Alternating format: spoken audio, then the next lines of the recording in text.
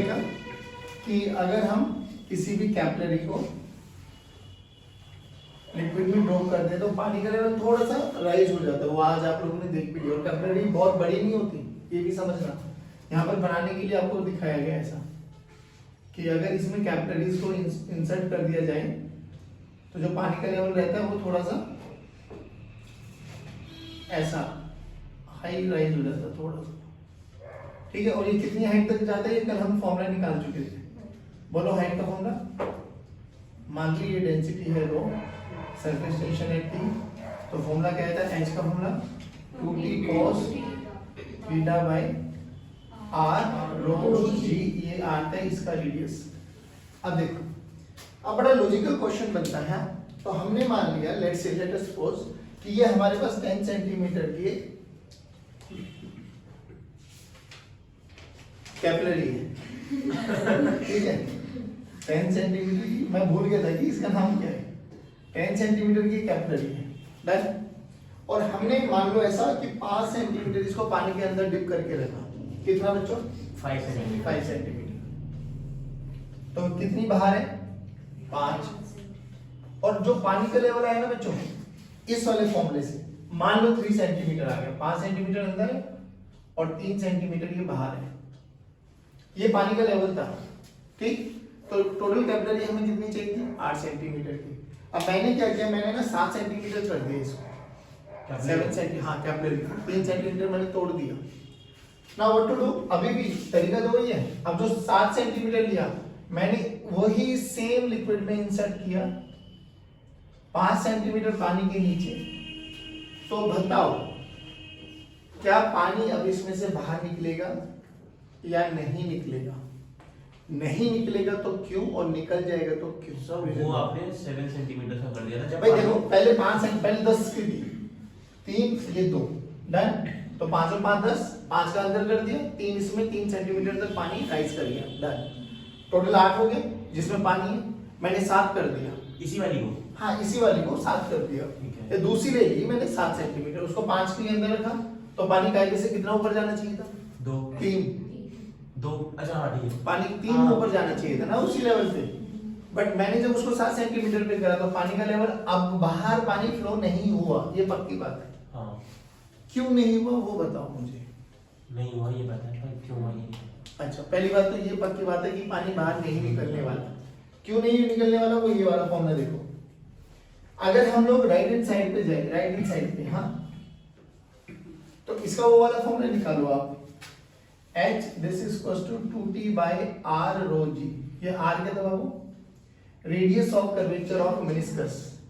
जो ये radius of curvature, इसका रेडियस ऑफ कर्वेचर। बात समझ में आ रही? एक बारी इस r को हटा के बाकी सारे पैरामीटर्स देखो, क्या ये सारे के सारे पैरामीटर कांस्टेंट है?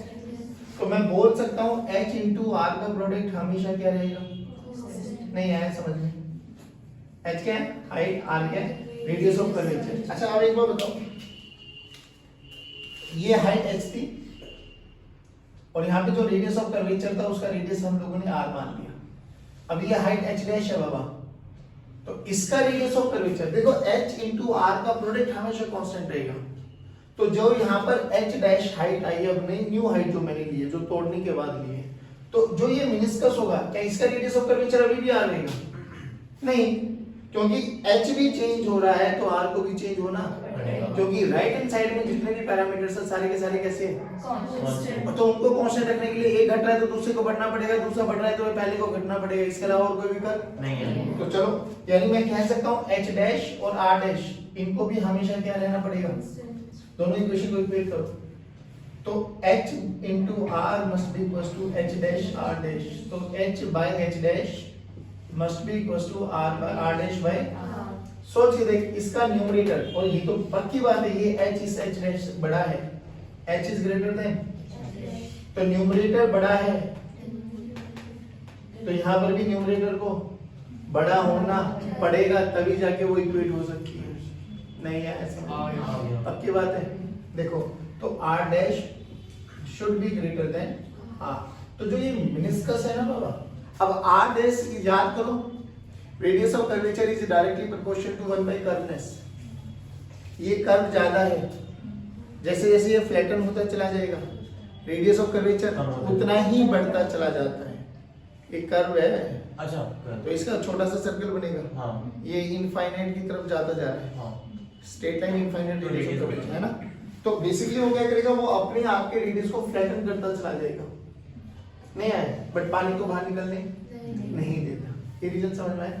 बड़ा अच्छा कॉन्सेप्ट है, याद भी रखना कि अगर हम एक कैपिलरी को ब्रेक डाउन कर दें तो पानी उससे बाहर नहीं तो होता क्या, रेडियस ऑफ कर्वेचर बढ़ जाता है। रेडियस ऑफ कर्वेचर बढ़ेगा तो h इंटू आर डैश का प्रोडक्ट हमेशा क्या रहेगा, कांस्टेंट। डन। चलो आज हम बात करते हैं विस्कोसिटी के बारे में बच्चों। विस्कोसिटी बोलो, वो स्पेलिंग सही है क्या? हाँ विस्कोसिटी बताओ क्या होता है? गाढ़ा हाँ, गाढ़ा। बेसिकली कौन कितना विस्कस है, जैसे पानी में और ऑयल में और हनी में हम बात करें तो हनी ज्यादा विस्कस है। रियलिटी में क्या होता है कि विस्कोसिटी, जैसे हम लोगों ने अभी तक फ्रिक्शन पढ़ाया था, सेम लिक्विड की लेयर्स के बीच में लगने वाला फ्रिक्शनल फोर्स ही विस्कोसिटी है, विस्कस फोर्स होता है। लिक्विड्स के बीच में, हाँ, लिक्विड की लेयर्स के बीच में लगने वाला फोर्स। मैं आपको एक छोटा सा एग्जांपल देता हूँ।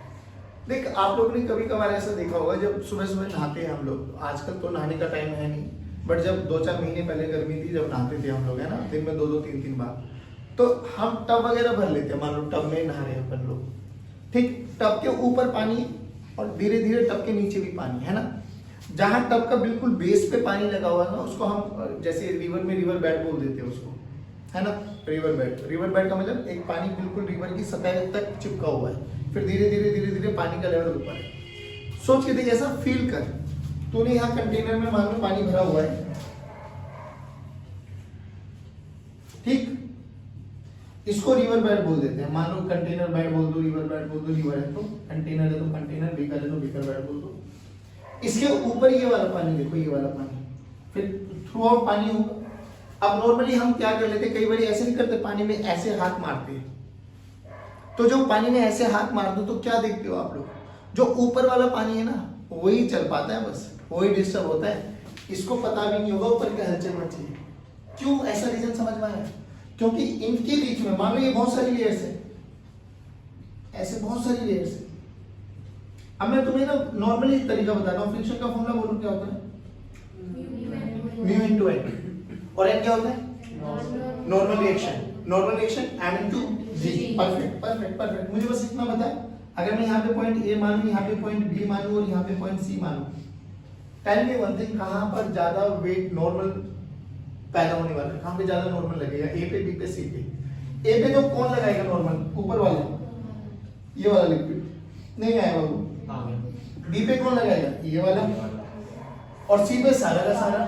तो सबसे ज्यादा फ्रिक्शन कहाँ पर है? सी पर। नहीं आया। सबसे ज्यादा फ्रिक्शन सी पर होगा ना, तो ये यू विल रियलाइज, जो रिवर बेड होता है ना, जो बिल्कुल पानी के टच में, जो सरफेस के टच में लेयर होती है, वो चलती भी नहीं है। सबसे तेज कौन चलेगी? जो अपर सरफेस पे होता है। अब रीजन समझ इसका क्यों होता है, यही होता है विस्कस फोर्स। बेसिकली हर एक लेयर के बीच में एक ड्रैगिंग फोर्स होता है। याद करो block on block, block on block में क्या देखा था हम लोगों ने? एक ब्लॉक, उसके ऊपर एक ब्लॉक, इस पे फोर्स लगाया, इनके बीच का गॉसियन फ्रिक्शन म्यू माना था, ये फोर्स लगाया था हम लोगों ने। A and this is B. A पर बैठ के देख रहे थे तो बी किधर जा रहा था? पीछे। ए को ये बात अच्छी, तो ए ने बी पे किधर लगाया? आगे। बी पर बैठ के देख रहे थे तो ए किधर जा रहा था? आगे। बी को ये ऐसा अच्छा लगा नहीं, तो बी ने ए पर किधर लगाया? ऐसे एक्शन रिएक्शन पेयर बना था। सिमिलरली पानी में भी बेटा ऐसी लेयर्स होती है आपके पास, ये लेयर्स होती है पानी में भी। ये मान लो रिवर बेड वाली लेयर आपके पास। तो जैसे जैसे आप ऊपर चलते चले जाते हो ना बाबू, तो वैसे वैसे फ्रीक्वेंसी मतलब स्पीड बढ़ती चली जाती है। जो रिवर बेड वाली स्पीड है ना, ये हमेशा 0 मान के चलेंगे हम लोग। सबसे ज्यादा स्पीड होती है अपर सरफेस पे भी, मैक्सिमम। अब फ्रिक्शन के बारे में बात करते हैं। मान लो यहाँ रिवर बेड से हमने y दूरी पर जाके एक कोई भी लेयर ले ली, जिसमें एक लेयर ये मान लेता हूँ, अलग अलग कलर बना लेता हूँ जिससे हमें थोड़ा सा आइडेंटिफाई करना आसान रहे। एक ये वाली लाल वाली, एक मान लीजिए ये नीले वाली, एक लेयर ये वाली और एक लाल वाली। डन। ये एक लेयर मानी, ये पानी है आपके पास। इन दोनों लेयर्स के बीच में एक फ्रिक्शनल फोर्स लगेगा बाबू। और फ्रिक्शनल फोर्स ये भी समझ में आ गया, जो नीले वाली है उस पर कम लगेगा एज कंपेरिजन टू लाल वाले। तो नीले वाले की स्पीड एज कंपेरिजन टू लाल वाली ज्यादा होने वाली। मान लो लाल वाले की स्पीड v है, तो इसकी कितनी हो जाएगी v प्लस डी। y पे जाके एक छोटा सा लेयर माना हमने जिसकी विड्थ कितनी है dy। कितनी है कितनी है कितनी है? इन दोनों लेयर में स्पीड का चेंज कितना है dv। कितना है कितना है? और लेंथ कितनी है dy। तो एक पैरामीटर एक फिजिकल क्वांटिटी बनती है यहाँ पे जिसको हम बोलते हैं dv बाई dy। dv क्या है? Change in speed. dy क्या है? उन दोनों लेयर्स के बीच का हाइट सेपरेशन। इसको बोलते हैं वेलोसिटी ग्रेडियंट। क्या बोलते हैं बाबू? सारे बोलो वेलोसिटी ग्रेडियंट। अब जो फोर्सेस होते हैं ना, बेसिकली पानी में लगने वाला फोर्स इंटरमोलिकुलर फोर्स होता है। कम पानी रखेंगे तो कम इंटरमोलिकुलर फोर्स लगेगा, ज्यादा रखेंगे तो ज्यादा इंटरमोलिकुलर फोर्स लगेगा। तो जो ये विस्कस फोर्स होता है ना, ड्रैगिंग फोर्स, पहली बात तो लेयर्स के बीच में लगने वाला है, और जो सबसे ऊपर लेयर होगी उसमें सबसे कम लगने वाला है, जो सबसे नीचे होगी उसमें सबसे ज्यादा लगने वाला है। यानी अगर आप ऊपर से नीचे चले जाओगे तो विस्कस फोर्स की इंटेंसिटी बढ़ती चली जाएगी, स्पीड घटती चली जाती है। बात समझ में? तो यहाँ पे जो विस्कस फोर्स होता है वो कुछ पैरामीटर्स पे डिपेंडेंट करता है, directly proportional to the area of cross section. ए क्यों? क्योंकि जितना ज्यादा होगा एरिया उतना ही इंटरमोलिकुलर फोर्सेस ज्यादा लगने वाला है। Force is directly proportional to dv by dy, ये वाला जिसको हम लोगों ने वेलोसिटी ग्रेडियंट बोला है। दोनों को मर्ज करो तो यहाँ से f का फॉर्मूला बना डायरेक्टली प्रोपोर्शन के साइन को हटा के we write a constant eta a into dv by dy। Eta बोला जाता है coefficient of viscosity. Chapter number 1 में बहुत बार ही पूछा जाता है, write down the dimension formula for viscosity, coefficient of viscosity. और उस समय फॉर्मूला याद नहीं होता, बट अब याद हो जाएगा आप लोगों को। ध्यान रखना जितने भी ये ग्रेडियंट पूछे जाते हैं ना, जैसे अभी यहाँ पे वेलोसिटी ग्रेडियंट पूछा है, आगे चल के प्रेशर ग्रेडियंट आता है, और 12th में जाके पोटेंशियल ग्रेडियंट आता है। जब भी ग्रेडियंट शब्द आए ना, जिसके साथ भी ग्रेडियंट है, पर यूनिट लेंथ के बारे में चर्चा करते हैं उसकी, तो पोटेंशियल ग्रेडियंट का फॉर्मूला क्या हो जाएगा v by l, pressure gradient का फॉर्मूला क्या हो जाएगा p by l, velocity gradient का फॉर्मूला क्या हो जाएगा v by l। नहीं आया समझ में? तो पर यूनिट लेंथ में हम डिफाइन करते हैं इन सब चीजों को। चलिए ये चीज समझ में। अब सुनो, अगर मेरे से कोई ईटा पूछे, ईटा निकालो, तो ईटा का फॉर्मूला निकाल सकते हो। देखो फोर्स की यूनिट होती है न्यूटन, dy लेंथ है, लेंथ की यूनिट होती है मीटर, एरिया नीचे आ गया मीटर स्क्वायर, और वेलोसिटी आ गई मीटर पर सेकंड। नहीं आया बच्चों? तो ये क्या हो गया न्यूटन सेकंड मीटर स्क्वायर। अरे बोल भाई, न्यूटन सेकंड। इसको एक बार उसमें सीजीएस में कन्वर्ट कर सकते हो? जल्दी बोलो। न्यूटन को 10 की पावर 5 डालें, सेकंड में रहेगा। मीटर 10 की पावर 2 होती है, मीटर का स्क्वायर 10 की पावर 4, 10 की पावर 4 ने 10 की पावर 5 को मारा, तो ये बना सेंटीमीटर स्क्वायर, है ना? नहीं आया समझ में? तो बेसिकली यहाँ पर है ना, ईटा की यूनिट होती है पॉइस, POISE। एक होती है डेका पॉइस। तो 1 डेका पॉइस में 10 पॉइस होती है बच्चों। पॉइस उसकी सीरीज सिस्टम बन गई, डेका पॉइस उसकी एसआई सिस्टम बन गई। नहीं आया समझ में? तो 1 deca poise is equal to 10 poise. याद आ गया समझ में? अब बहुत बेसिक से क्वेश्चन आते हैं इस फॉर्मूले पे। देखो कैसे बोला गया, एक टेबल है, टेबल पे कोई भी एक ऑयल डाल दिया, ऑयल की ईटा आपको पता लग गई, कितनी थिकनेस में ऑयल डाला वो पता लग गया आपको। बोला गया अपर सरफेस में जो भी है वेलोसिटी कैलकुलेट करनी है, या वेलोसिटी दे देगा, फोर्स कैलकुलेट करना होगा। क्या होगा देख सुनो आप ध्यान से। ईटा दे दिया गया, जो मान लो अभी मैं समझ लो आप लोग मैं क्या कहना चाह रहा हूँ। देखो ऐसे समझ के चलो, ये कंटेनर, हाँ इसका ये रिवर बेड हो गया, इतनी हाइट तक इसमें हम लोगों ने ऑयल डाल दिया। मान लो इसका एरिया ऑफ क्रॉस सेक्शन पता लग गया, सरफेस एरिया। इसकी अपर सरफेस की स्पीड हमें पता लग गई। क्या लगी? अपर सरफेस की स्पीड। अब सोच, ये हाइट हमें पता है, तो ये क्या हो गया dy क्या हो गया? जिसकी वेलोसिटी पता है, और इसकी तो हमने मानी है कि 0 है। अरे बोल भाई, तो y h ये पता लग गया, इसकी स्पीड पता लगी, इसकी स्पीड है v, इसकी स्पीड है 0, तो dv क्या होता है v final minus v initial. तो v इनिशियल 0 मान लो, ये v हमें गिवन है। नहीं आया? h भी पता लग गया, तो ये h पता लग गया, तो dv बाई ds की वैल्यू पता लगी, dv बाई ds की वैल्यू पता लगी, एरिया ऑफ क्रॉस सेक्शन पता है, ईटा पता है। क्या निकाल सकते हैं? फोर्स। क्या निकाल सकते हैं? अनंत क्वेश्चंस आते हैं। फिर इन्हीं सारे क्वेश्चंस को एनएलएम के साथ इंट्रोड्यूस कर दिया जाता है। पुली लगा देंगे दोनों तरफ, इधर मासेस लगा देंगे, पुली में मासेस को भगा देंगे, बोला जाएगा बताओ क्या स्पीड आएगी, क्या मास लगाए, बहुत सारे क्वेश्चंस बनते हैं। नहीं ऐसा नहीं, पक्की बात। तो ये फॉर्मूला याद करो। अब एक क्वेश्चन कराता हूँ कर उतारो, आओ बच्चों। एक दो चीजें और देख लो यहाँ पर। जैसे हम लोगों ने एक चीज तो समझ ली कि ये हमारा रिवर बेड है, तो रिवर बेड की वेलोसिटी बोलो 0, और मान लो h हाइट तक इसमें पानी भरा हुआ, तो जो सबसे तेज वेलोसिटी होगी वो इसकी होगी। जैसे जैसे जैसे जैसे या नीचे से ऊपर जाओ, ऊपर से नीचे जाओ, तो यू विल रियलाइज कि इनकी जो स्पीड होगी वो धीरे धीरे कम होती चली जाएगी, है ना, ऐसा होता है। तो अभी ये परफेक्ट एक है ना, एक ऐसा बनता है, इनको बोलते हैं velocity profile. This is velocity profile. इसका मतलब क्या होता है कि जो dv by dy है ना, dv by dy का रेशियो वो थ्रू आउट कांस्टेंट है। मान लो इन दोनों में अगर 1 सेंटीमीटर पर मिलीमीटर का चेंज है ना, तो इन दोनों में भी 1 सेंटीमीटर पर सेकेंड पर मिलीमीटर का चेंज आएगा। मतलब dv by dy का रेशियो कांस्टेंट है। बट क्या वो हर केसेस में कांस्टेंट होता है क्या? नहीं, किसी में कम भी हो सकता है, किसी में ज्यादा भी हो सकता है। इसको बोलते हैं velocity profile. As far as अपन लोगों का सिलेबस इज कंसर्न, तो ये स्टेट वेलोसिटी प्रोफाइल है, हमारे लिए स्टेट वेलोसिटी प्रोफाइल ही चलेगी, वेलोसिटी प्रोफाइल, है ना। आप लोगों ने कभी नोटिस किया होगा, पाइप में से पानी निकलते हुए देखा होगा, पाइप में से पानी निकलते हुए देख बहुत बहुत सुंदर तरीके से दिखाई देता होगा आप लोगों को।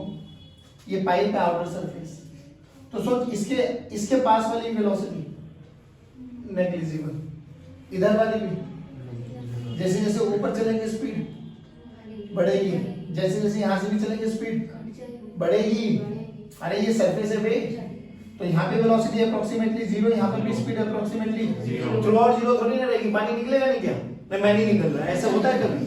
निकलेगा तो जरूर। तो जैसे जैसे यहाँ से ऊपर जाएगी वेलोसिटी मैक्सिमम, इधर से नीचे आएगी तो भी वेलोसिटी, यानी जो एक्सिस वाला लेयर होता है ना उस पे सबसे ज्यादा मैक्सिमम स्पीड होती है। और फिर ऐसे देखना, कभी पानी निकलते हुए देखना पाइप में से, सेम वाली ये वाली शेप लेता है वो, कभी भी ऑब्जर्व करना। जो पाइप के बिल्कुल चारों तरफ रहता है ना पानी, वो बिल्कुल पीछे रहता है एकदम, ऐसा जैसे दबा रखा है किसी बेचारे ने। और जो बीच वाला एक्सिस वाला तो वो फटाक से निकलता है। ये समझ में आया? आप लोगों ने कभी एक चीज नोटिस की है कि जब बारिश होती है तो बारिश अच्छे खासे दूर से ऊपर से आती है ना। हाँ। कभी कभी ओले भी पड़ते हैं, हाँ। कभी कभी ओलों में हम नहा भी लेते हैं, उठा के खा भी लेते हैं। हाँ। ऐसा चलो मत मानो, बट चलो आप कहते तो मान लेते हैं। नहीं होता है वैसे। नहीं आप कहते तो मान लेते हैं। नहीं, हाँ चलो। हम बोल लेंगे। बट ये पक्की बात है कि अगर गाड़ी बाहर खड़ी है, ओले पड़ रहे हैं, बहुत इंटेंसिटी से पड़ जाए तो अलग बात है, शीशा वगैरह तोड़ देते हैं, बाकी वैसे डैमेज इतना होता नहीं है। बट सोच के देख, अगर बहुत ऊपर, मतलब ऐसा समझ के चल 3-4 मंजिल के ऊपर तू खड़ा हुआ है और एक पत्थर का टुकड़ा ले, और अगर नीचे गाड़ी खड़ी है, गाड़ी के शीशे में छोड़ दे बस, करके देखिए बार आप क्या होगा? ट्राई करते हैं। कुछ नहीं होता, छोड़ दो।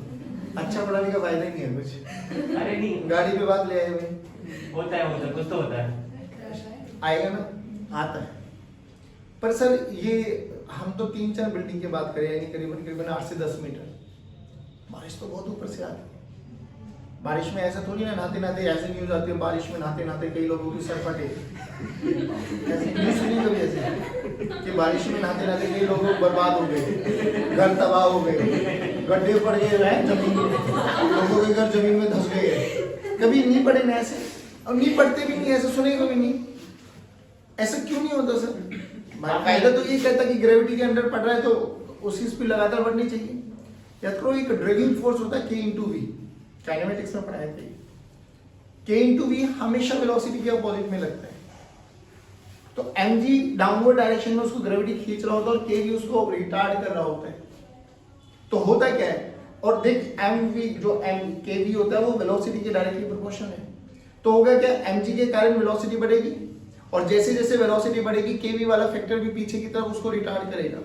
एक समय ऐसा आएगा जब दोनों के दोनों फोर्स बराबर हो जाते, बराबर हो जाते तो F net acceleration zero, velocity constant, तो वो उस वेलोसिटी से नीचे पड़ता है, फिर उसी टाइम पे उसको बोलते हैं टर्मिनल वेलोसिटी। अब सर वहां का कॉन्सेप्ट यहाँ क्यों पढ़ा रहे, सेम ऐसे यहाँ पर भी होता है, इसको बोलते हैं स्टोक्स लॉ, टर्मिनल वेलोसिटी यहाँ पे भी निकालना होता है। होता क्या है, हाँ स्टोक्स लॉ, सुनो क्या होता है। स्टोक्स ने एक फॉर्मूला दे दिया कि जो ड्रैगिंग फोर्स होता है ना, ड्रैगिंग फोर्स जो फॉर्मूला लगता है एफ का, सुन उन्होंने एक फॉर्मूला दे दिया 6 पाई ईटा आर में। और जो ये फॉर्मूला हम पढ़ रहे हैं, पहली बात तो हमारे लिए हम लोगों ने एक स्फेरिकल बॉल पाना है। पानी में अगर आप एक स्फेरिकल बॉल को ही छोड़ोगे तभी हम लोग ये वाला फॉर्मूला लगाएंगे, कोई और दूसरी शेप की बॉडी लगा देंगे तो उसके डायमेंशन चेंज हो जाएंगे, फॉर्मूला चेंज हो जाएगा। सर ये मतलब कौन सा फोर्स है? ये dragging force, viscous force, Stokes law ने जो बोला है। सुनो 6 पाई कांस्टेंट है, ईटा कोएफिशिएंट ऑफ विस्कोसिटी है, r radius of the spherical ball है, v इंस्टेंटेनियस स्पीड है, ठीक, हमेशा वेलोसिटी के अपोज में लगने वाला है। तू ऐसे चलेगा तो ड्रैगिंग पीछे लगेगा, फ्रिक्शन बेसिकली, ड्रैगिंग फोर्स पीछे की तरफ लगेगा। अब क्या हुआ, इन्होंने क्या किया, एक कंटेनर में ना बहुत लंबा सा कंटेनर मान लो, एक ऑब्जेक्ट जिसकी डेंसिटी, एक बॉल जिसकी रेडियस r और जिसकी density raw of s, raw of solid, solid है बाबू, बताओ क्या होगा, सिंक या डिप, सिंक मतलब सिंक और डिप की तो है, सिंक या फ्लोट, सिंक करेगा। अबे सिंक करेगा तो बायंसी का क्या कंडीशन है, ऊपर, बायंसी तो लगेगी ऊपर भाई, चाहे ऊपर आ रहा हो चाहे नीचे जा रहा हो, बायंसी में नहीं है कि ऊपर आ तो जाए बायंसी नीचे नहीं, बायंसी हमेशा ऊपर लगेगी। पहली बात, ड्रैगिंग फोर्स हमेशा वेलोसिटी के अगेंस्ट लगेगा, ड्रैगिंग फोर्स हमेशा, ये समझना आप सोचो, जो कि इस पे mg नीचे लगेगा, बायंसी ऊपर लगेगा। इनिशियली बताओ, इनिशियली वेलोसिटी कितनी है, zero, initially velocity at t equals to 0 पे अगर मैं चर्चा करूं, एट t इक्वल्स टू 0 पे v 0 है बाबा, तो f ड्रैगिंग बोलो 0, क्योंकि देख वेलोसिटी के डायरेक्टली प्रोपोर्शनल है। जैसे जैसे ये नीचे पानी में आए तो वैसे वैसे mg और बायंसी, बायंसी देखना, बायंसी क्या रहेगा, rho of liquid into volume displace into g, और जब डूब रहा है तो जो वॉल्यूम ऑफ द सॉलिड होगी वही वॉल्यूम डिस्प्लेस होगी। अरे नहीं आया, ध्यान से देख, इस पे कोई फर्क नहीं पड़ेगा, लेकिन mg बढ़ रहा है, मतलब mg के कारण ये नीचे आएगा, नीचे आएगा तो क्या होगा, वेलोसिटी बढ़ेगी, वेलोसिटी बढ़ेगी तो इसके बारे में क्या ख्याल है, ये बढ़ेगा, बढ़ेगा बढ़ेगा बढ़ेगा, क्या होगा, ऊपर वाला फोर्स देगा, क्योंकि ऊपर वाले में दो फोर्स लगेंगे, कौन कौन दो फोर्स, बायंसी तो लग ही रहा है और इसमें स्पीड आ रही है तो ड्रैगिंग फोर्स भी लगेगा। नीचे कौन लगेगा, अभी इनिशियली ये नीचे क्यों आता है, क्योंकि mg बढ़ा था बायंसी से, तो धीरे धीरे ये दोनों फोर्स ऐड करेंगे और एक ऐसा टाइम आ जाएगा कि ये दोनों फोर्सेस का सम इसको बराबर कर लेगा, यानी उस समय F net क्या हो जाएगा, F net 0 हो जाएगा, तो एक्सेलरेशन वेलोसिटी उस समय जो स्पीड अटेन करेगा उसको बोलते हैं टर्मिनल वेलोसिटी। तो धीरे धीरे फिर वो नीचे उसी टर्मिनल वेलोसिटी से आगे बढ़ता चला जाता है। अब क्या हुआ, इनिशियली स्पीड बढ़ रही थी, नीचे आना है, हाँ, जैसे जैसे स्पीड बढ़ी वैसे वैसे ड्रैगिंग फोर्स बढ़ा, ड्रैगिंग फोर्स बढ़ा तो स्पीड बढ़ने की, ध्यान से सुना, स्पीड लगातार बढ़ती चली जाएगी, स्पीड मैक्सिमम जब होगी जब F net 0 हो जाएगा, उसके बाद स्पीड उसी वेलोसिटी से आगे फ्लो करता चला जाएगा। पढ़ा है ना, dv by dt एक्सेलरेशन होता है, अगर एक्सेलरेशन 0 तो v कांस्टेंट है, तो v कांस्टेंट जब होगा जब एक्सेलरेशन 0, एक्सेलरेशन 0 का मतलब F net 0, F net कब 0 होगा, जब ये दोनों का फोर्स इसको बैलेंस कर जाएगा। ये कौन है, बायंसी, ये कौन है, ड्रैगिंग, 6 पाई ईटा rv, नहीं आया, और ये क्या है, weight of the body, weight of the solid, you can see. तो व्हेन F net, और ये याद करना, F net 0 है तो टर्मिनल वेलोसिटी आती है, F net 0, बहुत न्यूमेरिकल्स में ये कंडीशन लगानी पड़ेगी, F net 0 है बाबा, तो बोले तो mg must be equals to fb plus 6 pi eta r into v terminal, that is what we have to calculate। mg बोले तो rho into v, rho of solid, weight of solid था, तो rho of solid into v 4/3, छोड़ना, मैं 4/3 v को भी लिख दूं, चलो 4/3 v टर्म्स में लिख दो, 4/3 pi r cube into g। FB बोलो, rho of liquid into volume displace, अब सिंक कर रहे हो वॉल्यूम डिस्प्लेस और वॉल्यूम ऑफ सॉलिड सेम है, तो 4/3 pi r cube into g plus 6 pi eta r into v terminal. अपन को ये निकालना है बेबी। तो देखो क्या हो गया, rho 4/3 pi R cube g, 4/3 pi R cube g, इधर आके माइनस में हो जाएगा, कॉमन आ जाएगा। तो 4/3 pi R cube into g common ले लो, rho S minus rho L is equal to 6 pi eta R into V T. V T निकालना है, वीटी को उधर रख, देख कुछ कैंसिल आउट हो रहा है। पाई पाई 2 दूनी 4, 2 दिया 6, एक आर ने आर को मारा, तो देख वीटी की वैल्यू क्या आती दिखाई दी, 2/9, 3 3 जा 9, 2/9 आर स्क्वायर, नीचे आएगा ईटा, ऊपर आएगा g into rho S minus rho L. नहीं आया, आ गया। देख कुछ पैरामीटर छूट तो नहीं गया, राइट। ये जब है जब डाउनवर्ड में आ रहा है, क्या सर ऊपर भी आ सकता है? बिल्कुल आ सकता है। देख ध्यान से, फुटबॉल को नीचे ले जाओ, पानी के अंदर छोड़ दो, फटाक से ऊपर आती है। अगर फुटबॉल ऊपर आएगी बाएं से तो अभी भी ऊपर लगेगा सर, एमजी अभी भी नीचे लगेगा, क्या चीज चेंज हो जाएगी? ड्राइविंग किधर? नीचे, वेलोसिटी के अगेंस्ट किधर? नीचे। खत्म खत्म। बोल क्या हुआ? इस फॉर्मूले में बस क्या चेंज हो जाएगा? ये डाउनवर्ड डायरेक्शन में,